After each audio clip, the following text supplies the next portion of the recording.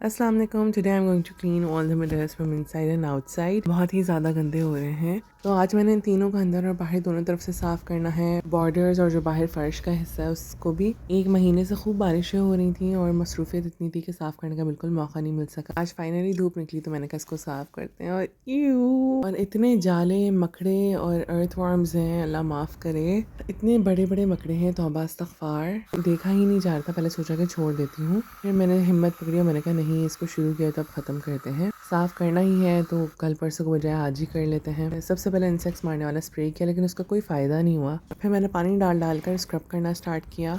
Is my little helper, माशाल्लाह इरा मुझे पानी डाला कर दे रही थी। अच्छे से स्क्रब किया, सारी मिट्टी जितनी जमी हुई थी वो सब हटाई और इस सब को अच्छे से साफ़ करने के बाद साफ़ पानी बहाया और उसको फिर से साफ़ किया और फिर गीले और खुश्क कपड़े से सारे कॉर्नर्स और ज़मीन को अच्छे से साफ़ कर लिया।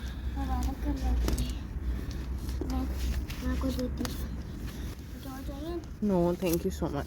मैं पानी देती हूँ। ओके, ये जगह अल्लाह का शुक्र है बिल्कुल साफ़ हो गई थी। अब उसके बाद ग्रिल और शीशे करने हैं। जज़ाकल्लाह खैर, थैंक यू सो मच।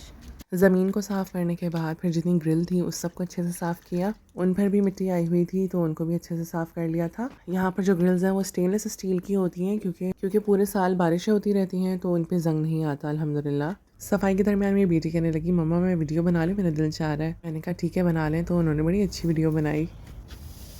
रोज़मर्रा की कुकिंग, क्लीनिंग और हल्की फुल्की सफाई तो हर कोई करता रहता है, लेकिन महीने में एक दफ़ा प्रॉपर डीप क्लीनिंग करना घर की तो बहुत ही ज़्यादा ज़रूरी हो जाता है। स्पेशली जब आप बाहर रहते हो और आपके पास कोई हेल्प ना हो और आपने सारी चीज़ें खुद करनी हो, और सारी चीज़ें तो एक साथ नहीं हो सकती, तो इसलिए बेहतर होता है कि अलग अलग दिन बना लिए जाएँ। तो मैं हर हिस्से का अलग दिन रखती हूँ। इससे मुझे काफ़ी ज़्यादा आसानी हो जाती है और स्ट्रेस भी कम होता है और मैनेज करना भी आसान हो जाता है, और आप उस एक गोल को अचीव करके काफ़ी प्रोडक्टिव फील करते हैं। जैसे कल मैंने किचन के सारे कैबिनेट्स, मसालों के जार्स, चूल्हे, दीवारें और स्लैब्स, माइक्रोवेव ओवन, ये सब कुछ कर लिया था। और आज का मेरा टारगेट था कि मैं इस हिस्से को कवर कर लूँ। बाकी जो ब्रिक्स का ज़मीन वाला एरिया है, यहाँ पर साबुन से स्क्रब करके जब ब्लीच का पानी बहा देते हैं तो फिर घास नहीं आती और ये साफ़ सुथरा रहता है। और अल्हम्दुलिल्लाह इतना साफ़ हो गया है, शीशा बिल्कुल चमक गया है अल्हम्दुलिल्लाह। जब शीशे साफ़ होते हैं तो फिर अंदर से बाहर देखना इतना खूबसूरत लगता है। ये हरियाली, ये दरख्त, सुभान अल्लाह। और दिन के वक्त जब बारिश होती है तो और ज़्यादा प्यारा लगता है। फिर गार्डन की कुर्सियाँ, टेबल चेयर सब कुछ साफ़ करके सेट की और उसके साथ फिर मज़ेदार से फ्रूट्स का प्लेटर बनाया और कॉफ़ी लेकर गार्डन में बैठ गए और आयरा के साथ बातें की अल्हम्दुलिल्लाह।